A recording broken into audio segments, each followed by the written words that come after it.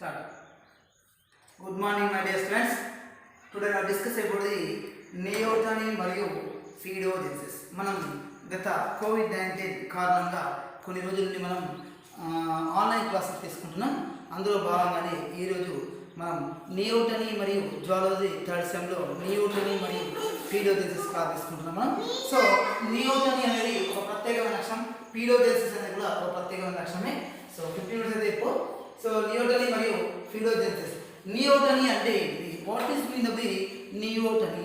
నియోటనీ అంటే ప్రత్యుత్పత్తి అనేది అన్ని జంతువుల్లో సాధారణంగా జరిగేటువంటి ప్రక్రియ. నాకు తెలుసా, భూమి మీద ఉన్న జీవులన్నీ కూడా ఆల్మోస్ట్ అన్ని జీవులు కూడా ప్రత్యుత్పత్తి అనేది జరుగుతాయి.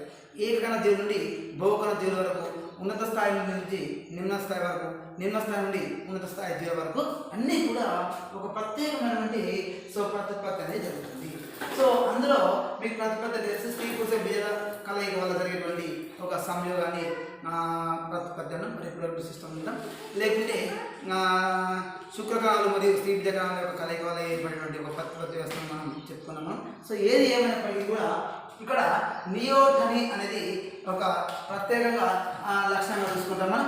ఈ విధంగా నియోటనీ అనేది సాధారణంగా ఏదైనా ఒక జీవి ప్రౌఢ దశకు చేరుకున్న తర్వాత ప్రతిపత్తిని ప్రారంభిస్తాయి. మనకు తెలుసు ఆల్రెడీ లార్వా స్టేజ్ అనేది నిమ్న స్థాయి స్టేజ్, ప్రౌఢ దశ అనేది ఉన్నత స్థాయి దశ. కాబట్టి ఏదైనా కొన్ని జీవులు కావచ్చు, భూమి అన్ని జీవులు కావచ్చు, ఆల్మోస్ట్ 98% ఆఫ్ ది ఎనిమల్స్ 98% జంతువులన్నీ కూడా ప్రతిపత్తి అనేది ప్రౌఢ దశకు చేరుకున్న తర్వాతనే వాటి యొక్క ప్రతిపత్తి గమని జరుగుతుంది అన్నమాట.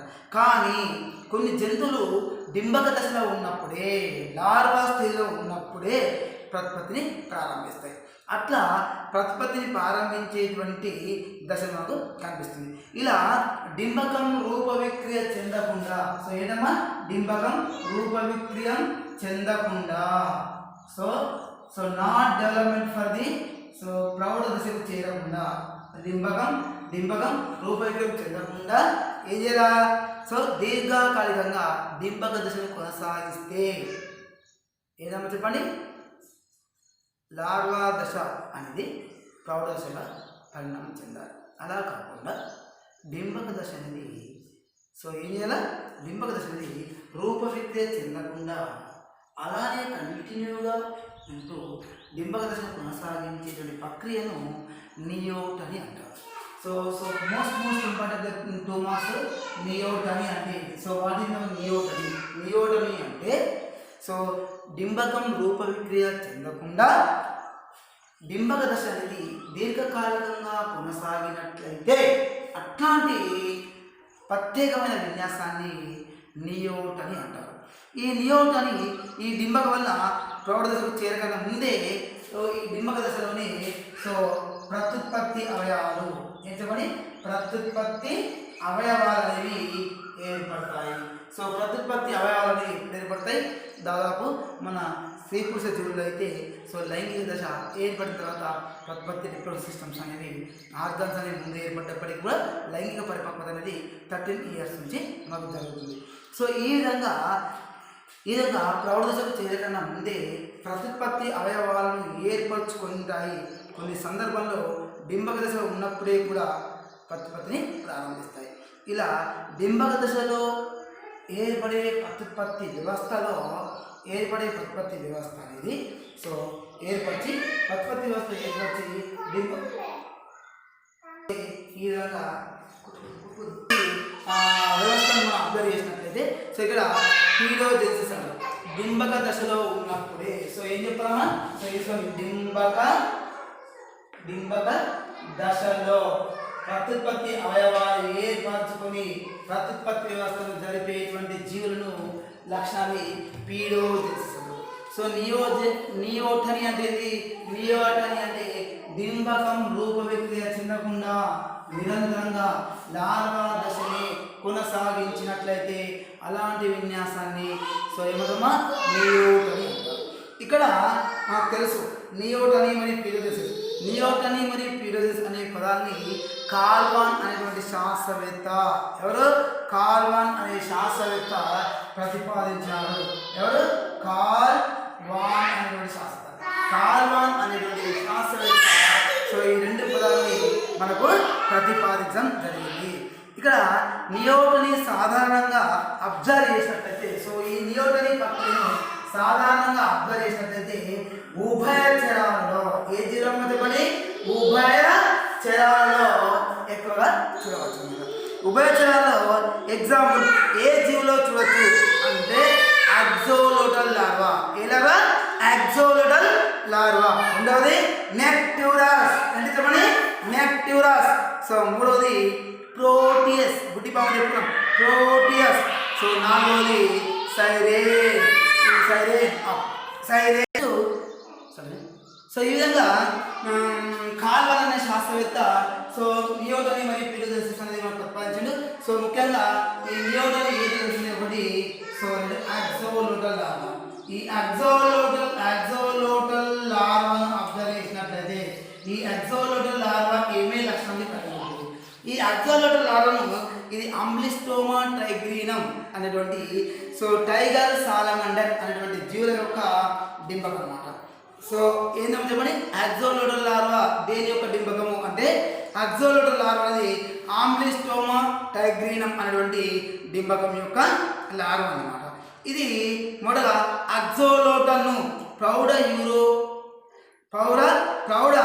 యూరోడిల్గా పరిగణించారు, కానీ క్యూవియర్ దీనిని యూరోడిలా లార్వాగా గుర్తించారు. సో ఈ విధంగా క్యూవియర్ అనే శాస్త్రవేత్త, కాల్వల్ అనే శాస్త్రవేత్తలు అనేక ప్రయోగాల ఫలితమే నియోటనీ అనేది ఒక ప్రత్యేకమైన లక్షణంగా ఉంటుంది.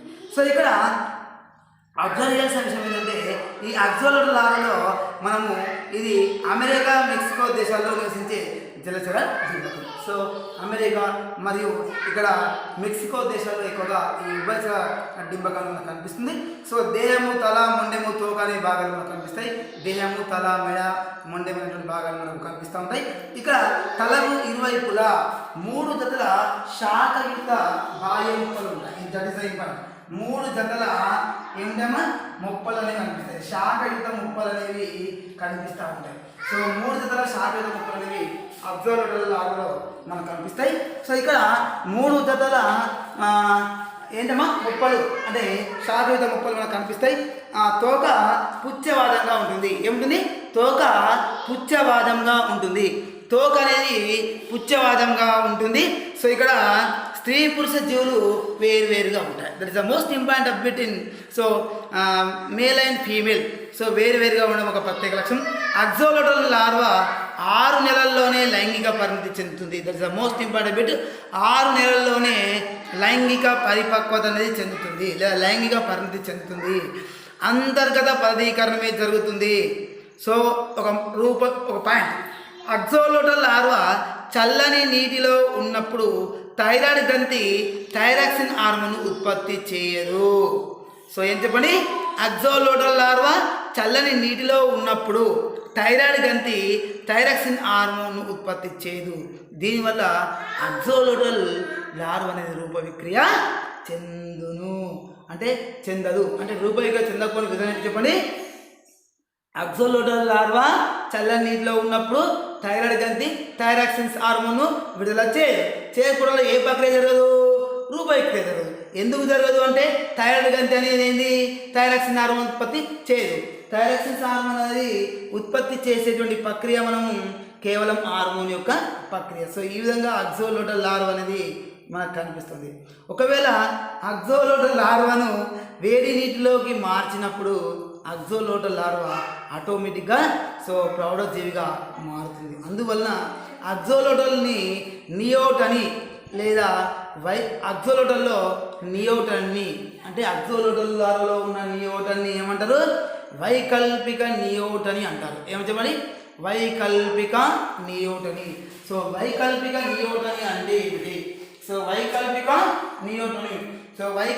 నియోటనీ అంటే అక్సోలోటల్ లార్వాను వేడి నీటిలోకి మార్చినప్పుడు రూపవిక్రియ జరిగి సో అక్సోలోటల్ లార్వా భూచర ప్రౌఢజీవిగా మారుతుంది.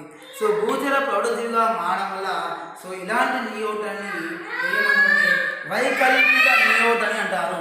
వైకల్పిక నియోటనీ రకాలని మనం అబ్జర్వ్ చేసినట్లయితే నియోటనీ అనేటువంటి రకాలని మనము 6 రకాల నియోటనీ ఉంటుంది. ఒకటి సంపూర్ణ నియోటనీ. నియోటనీ ఏం చెప్పమ్మా సంపూర్ణ నియోటనీ సంపూర్ణ నియోటనీ సో ఏం చెప్పనా so complete for the నియోటనీ Sampoorna నియోటనీ so రెండోది ఏంటంటే సో రెండోది పాక్షిక నియోటనీ పేరులోనే మీకు అర్థమైంది పాక్షిక సూర్యగ్రహణం అంటారు కదా పాక్షిక నియోటనీ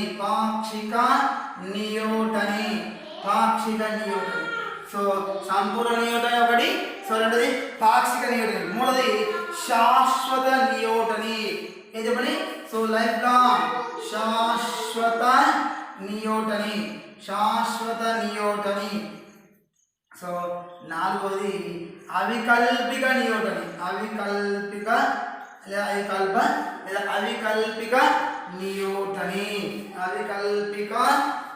నియోటనీ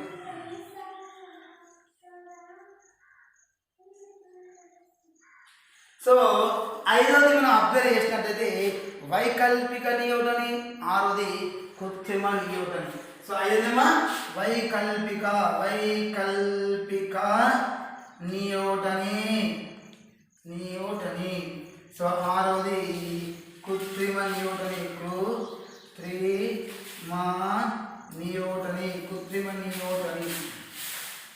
సో ఒకసారి నియోటనీ అనగానేమి నియోటనీ రకాలను వివరించండి క్వశ్చన్ వచ్చినప్పుడు నియోటనీ అనగానే అంటే డింబకం రూప విక్రియ చెందకుండానే దీర్ఘకాలికంగా డింబక దశను లేదా లార్వ దశను కొనసాగించే విన్యాసాన్ని ఏమన్నా మనం నియోటనీ మరి పీరియడ్ దశ ఏంటమ్మా డింబకలో ప్రతిపత్యాలు డెవలప్మెంట్ అయితే దాన్ని మనం పీరియడ్ చేస్తాం సో నియోటనీ రకాలంటే చెప్పండి సంపూర్ణ నియోటనీ సో కంప్లీట్ నియోటనీ పాక్షిక నియోటనీ శాశ్వత నియోటనీ అవికల్పిక నియోటనీ వైకల్పిక నియోటనీ కృత్రిమ నియోటనీ చెప్పండి ఎన్ని రకాలు 6 టైప్ ఆఫ్ నియోటనీ ఏం చెప్పండి సంపూర్ణ నియోటనీ సో రెండవది పాక్షిక నియోటనీ మూడోది శాశ్వత నియోటనీ నాలుగోది అవికల్పిక నియోటనీ ఐదోది వైకల్పిక నియోటనీ ఆరోది కృత్రిమ నియోటనీ మాకు తెలుసు మై డియర్ స్టూడెంట్స్ సంపూర్ణ నియోటనీ అంటే ఏంటి సంపూర్ణం అంటే complete for the development so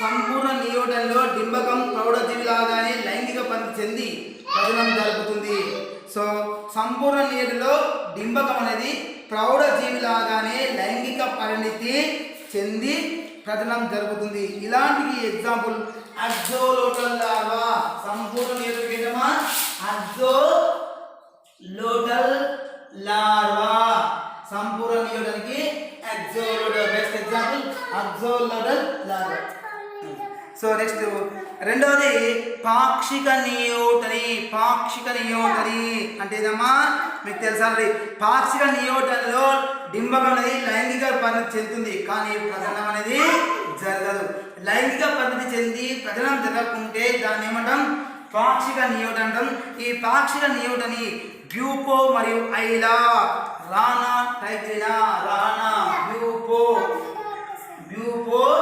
మరియు ఐలా అనేటువంటి అంటే ఏంటి పాక్షిక నియోటనీ అనగానేమి అంటే చెప్పండి పాక్షిక నియోటనీలో డింబకం లైంగిక పరిణతి చెందుతుంది కానీ ప్రజనం అనేది జరగదు ఎగ్జాంపుల్ బ్యూపో ఐలా అనేటువంటి జీవులు మనం ఎగ్జాంపుల్ తీసుకుంటాం రాణా లాంటి కప్పల్ని కూడా మనం ఎగ్జాంపుల్ తీసుకుంటాం డింబకాలని మూడోది శాశ్వత నియోటనీ లైఫ్ లాంగ్ నియోటనీ అంటే ఏంటి సో శాశ్వత నియోటనలో ప్రౌఢ జీవిలో సో డింబక లక్షణాలు ఉంటాయి డింబక లక్షణాలు సో మొప్పలు పూర్వంగాలు క్షీణించి నేత్రాలు ప్రౌఢజీవిలో ఉంటాయి ఎగ్జాంపుల్ ప్రోటియస్ మరియు నెక్ట్యూరస్ ఈ విధంగా ఏం చెప్పారు చెప్పండి సో ఇక్కడ మనకి ఏం చెప్తున్నాం ఏమని చెప్తున్నాం ఇక్కడ చెప్పండి శాశ్వత నియోటనలో ప్రౌఢ జీవిలో డింబకం అనే ఒక డింబక లక్షణాలు ఆయన మొప్పలు పూర్వంగాలు అనేవి క్షీణించి నేత్రాలు అనేవి ప్రౌఢజీవిలో ఉంటాయి ఎగ్జాంపుల్ ప్రోటియస్ నెక్ట్యూరస్ మరి ఏంటమ్మా సైరేన్ అనేటువంటి లక్షణాలు కలిగిన జీవులు అవికల్పిక నియోటనీ సో అవికల్పిక నియోటనీ చెప్పండి ఇక్కడ కొన్ని జంతువులో నియోటనీ అని ఒక నియమం తెలుసా ఆల్రెడీ రూపవిక్రియ అనేది జరగదు ఈ రకమైన నియోటనీ అవికల్పిక నియోటనీ అంటారు రూపవిక్రియ జరగకుండా ఉండే నియోటనీ ఏమంటారు అవికల్పిక నియోటనీ అంటారు ఎగ్జాంపుల్ నెక్ట్యూరస్ నెక్స్ట్ ప్రోటియస్, సైరేన్. సో వైకల్పిక నియోటన్లో కొన్ని సందర్భాల్లో నియోటన్లో జీవి ఉండదు, నియోటనిలోనే జీవి ఉండదు. కొన్నిసార్లు జంతువులు రూపరేఖకు లోనై వాటి డింబక లక్షణాలు కోల్పోయి ప్రౌఢజీవిగా మారుతుంది. ఇలాంటిది ఎగ్జాంపుల్ అక్జోలోటల్ లార్వా. లాస్ట్ కృత్రిమైన నియోటని. ప్రయోగశాలలో సో రూపవిక్రమం నిరోధించడానికి నియోటన్ని ప్రేరేపించడానికి కృత్రిమ నియోటన్ అంటారు. ఇది పీయూష గ్రంథిని లేదా తైల గ్రంథిని తొలగించి కృత్రిమ నియోటన్ని ప్రేరేపిస్తారు. ఎగ్జాంపుల్ తోడులు మరియు కప్పల్లో మనకు కనిపిస్తుంది. సో ఇక్కడ ఈ విధంగా మనం అబ్జర్వ్ చేసే విషయం ఏంటంటే మనకి ఈ విధంగా అబ్జర్వ్ చేసే విషయం అంటే కృత్రిమంగా నియోటన్. సో నియోటన్కి కారణమయ్యే కారకాలు మనం అబ్జర్వ్ చేస్తే ఒకటి రూపవిక్రియ నిరోధించబడుతున్నప్పుడు డింబకాలు నియోటన్లే ఉంటుంది. ఎగ్జాంపుల్ పీయూష జంతి ఒకటి కారణం, థైరాయిడ్ జంతి కారణం. సో తర్వాత అయోడిన్ లోపము మరియు తర్వాత తక్కువ ఉష్ణోగ్రత, ఆహారము, ఎథిరోక్రోని అనేటువంటి లక్షణాలు మనకు కనిపిస్తాయి. ఇక ఎథిరోక్రోని అంటే దేహంలోని ఏదైనా ఒక భాగం సో వేగంగా కానీ లేదా నెమ్మదిగా కానీ అభివృద్ధి చెందాలని ఎథిరోక్రోని అంటారు. సో వాటిలో ఎథిరోక్రోని అంటే ఇది.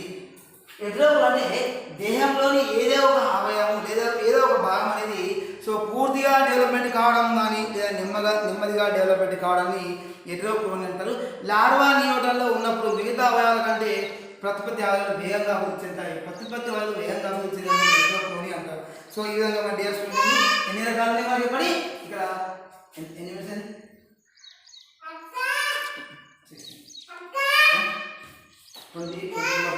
సో ఇక్కడ నియోటని అనగానేవి రకాలు చెప్పుకుందాం. నియోటని అంటే సో లార్వా దశలో డింబకం కొనసాగని నియోటని అంటారు. పీలోజెసిస్ అంటే సో ప్రతిపత్తి అవయవాలు ఏర్పడితే పీలోజెసిస్ అంటారు లార్వా దశలో. సో ఇక్కడ రూపవిక్రియ చెందకుండా డింబక దశ అనేది దీర్ఘకాలికంగా కొనసాగితే అలాంటి లక్షణం నియోటని అంటారు. పీలోజెసిస్ అంటే సో డింబక దశలోనే ప్రతిపత్తి అవయవాలు ఏర్పడితే పీలోజెసిస్ అని చెప్పుకున్నాం. సో ఇక్కడ ఈ రెండింటి పదాలని సో మొట్టమొదటిగా కార్ల్ వాన్ అనే శాస్త్రవేత్త అనేటువంటి శాస్త్రవేత్త ఏం చేసిన సో మొట్టమొదటిగా ఈ పదాన్ని కనుగొనడం జరిగింది. మాకు తెలుసు నియోటన్ లోపల సో సంపూర్ణ నియోటని, పాక్షిక నియోటని, శాశ్వత నియోటని, అవికల్పిక నియోటని, వైకల్పిక నియోటని, కృత్రిమ నియోటని, ఇన్ని రకాల నియోటన్లు మనకు కనిపిస్తూ ఉంటాయి. ఈ నియోటన్ని మనం అబ్జర్వ్ చేసినట్లయితే ఇక్కడ సాధారణంగా మరొకసారి చెప్పుకున్నాం నియోటన్ లోపల అంటే ఏంటి, నియోటని రకాలు అంటే ఏంటో మనం తెలుసుకున్నాం. సో మనకు ఒక్క విషయం ఏం గుర్తుంచుకోవాలంటే ఇది ఎగ్జామ్లో ఖచ్చితంగా వస్తుంది. అక్జోలోటల్ లార్వాలో నియోటన్ జరుగుతుంది, నెక్టరస్లో జరుగుతుంది, ప్రోటియస్లో జరుగుతుంది, సైరేన్లో జరుగుతుంది. కాబట్టి సో మీకు క్వశ్చన్స్ ఎలా అంటారు, ఇగో నియోటని అనగానేమి, నియోటని రకాలు వివరించండి. పీలోజెసిస్ అనగానే పీలోజెసిస్ గురించి వివరించాలని క్వశ్చన్ వస్తుంది. నియోటన్ లోపల వైకల్పిక నియోటన్ అనేది ఇప్పుడు అడుగుతుంది. ఎందుకంటే అక్జోలోటల్ లార్వాలో వేడి నీటిలోకి మార్చినప్పుడు ఆటోమేటిక్గా అది థైరాయిడ్ గ్రంథి థైరాక్సిన్ హార్మోన్ విడుదల చేసి రూపవిక్రయాన్ని జరుగుతుంది. సో ఈ విధంగా నియోటని లక్షణాలు అనేవి మనకు స్పష్టంగా కనిపిస్తున్నాయి. సో మనకు ఇంపార్టెంట్ క్లాస్ లోపల థర్డ్ సెమిస్టర్లో అబ్జర్వ్ చేసినట్లయితే నియోటని అనేది చాలా మోస్ట్ ఇంపార్టెంట్. ఈ నియోటని యొక్క లక్షణాలు అనేది మనకు ఖచ్చితంగా ఉపయోగపడేది ప్రక్రియలో మనం అబ్జర్వ్ చేస్తాం. నియోటన్కి కారణాలు ఏంటి, సో ఎందుకు అలా జరుగుతుంది, ప్రత్యేకమైన లక్షణం ఎందుకు జరుగుతుంది, కొన్ని కారణాలు శరీరంలో కొన్ని ఆర్గాన్స్ అనేవి డెవలప్మెంట్ కాకపోవడం, అట్లాంటి డెవలప్మెంట్ కాకపోతే లక్షణాలు సో ముఖ్యంగా ఏం డెవలప్మెంట్ అంటే పీయూష హార్మోన్లు విడుదల చేయకపోవడం ఒకటి ప్రత్యేక లక్షణం. సో రెండోది థైరాయిడ్ గ్రంథి డెవలప్మెంట్ కాకపోవడం, మూడవది తక్కువ అయోడిన్ ఉండడం లేదా అయోడిన్ లోపించడం, తక్కువ ఉష్ణోగ్రత ఉండడం, ఆహారం యొక్క లోటుపాటు ఏర్పడడం. ఎథిరోక్రోని అంటే మీకు తెలుసు శరీరంలోని ఏదైనా ఒక భాగం వేగంగా అభివృద్ధి చెందే ప్రక్రియ మనకు కనిపిస్తూ ఉంటుంది. ఇవన్నీ కూడా నియోటన్కి కారణాలు. కానీ నియోటని కారణాలు మనం తెలుసుకున్నాం. ఈ నియోటన్లో కొన్ని క్వశ్చన్స్ మీకు ఎలా అడుగుతారంటే సంపూర్ణ నియోటన్కి బెస్ట్ ఎగ్జాంపుల్ ఏదైనా అడిగితే మీరు చెప్పాలి, ఏం చెప్పాలా, సో సంపూర్ణ నియోటన్ అనేది అక్జోలోటల్ లార్వాలో జరుగుతుంది. సో రెండోది పాక్షిక నియోటన్కి బెస్ట్ ఎగ్జాంపుల్ ఏంటంటే కప్ప యొక్క చిరుకప్ప లార్వా దశలు అని చెప్పుకోవచ్చు. పాక్షిక నియోటన్కి బెస్ట్ ఎగ్జాంపుల్ ఏంటంటే సో పాక్షిక ఎగ్జాంపుల్ రానా, బ్యూఫో ఇలా చెప్పుకోవచ్చు. సో శాశ్వత నియోటన్కి ప్రోటియస్ అని చెప్పుకోవచ్చు. సో వైకల్పిక నియోటన్కి అక్జోలోటల్ లార్వా, అవికల్పిక నియోటన్కి నెక్టరస్ లార్వా చెప్పుకోవచ్చు. కృత్రిమ నియోటన్కి ఎగ్జాంపుల్ ఏం చేసుకోవచ్చు, కృత్రిమంగా అంటే మనం ఏ జీవులన్నా చేయొచ్చు. ఒకటి క్లాస్ గుర్తుంచుకోండి. సో నియోటన్ లోపల ఒకసారి మీరు అక్జోలోటల్ లార్వాను మనం అబ్జర్వ్ చేస్తే అక్జోలోటల్ లార్వాను రూపవిక్రియ నియోటనీ మరియు పీడోజెన్సిస్ మరియు సో అక్జోలోటల్ లార్వాను మీరు అబ్జర్వ్ చేస్తే దాని యొక్క లార్వా అనేది ఏ విధంగా ఉంటుంది అనేది మీకు తెలుస్తుంది. ఇదంతా కూడా లార్వా, అక్జోలోటల్ లార్వా. కాబట్టి ఈ అక్జోలోటల్ లార్వాలో మనము చూస్తూ ఉన్నాం. పేజీ నెంబర్తో సహా మీకు పెడుతున్నా, కొంచెం మీకు ఎక్స్ప్లెయిన్ చేస్తే అర్థమవుతుందని చెప్పి చేశాను. మీరు ఇంటికాడ ఇంకా ప్రిపేర్ కావాల్సిన అవసరం ఏంటుంది. నియోటనీ, సంపూర్ణ నియోటనీ, సో రెండవది పాక్షిక నియోటనీ, మూడవది శాస్త్ర నియోటనీ, అవికల్పిక నియోటనీ, సో వైకల్పిక నియోటనీ, కృత్రిమ నియోటనీ. సో మీకు తెలుసు ఇది. సో నియోటనీ మరియు పీడోజెన్సిస్ పదాలని ప్రపంచ శాస్త్రవేత్త కాల్వన్ అనేటువంటి శాస్త్రవేత్త. సో ఈ విధంగా మనకి ఆన్లైన్ క్లాస్ లోపల ముఖ్యంగా జరుగుతుంది. సో అది కాబట్టి మీరు ఇలా ఉంటుంది. మళ్ళీ రేపటి క్లాసు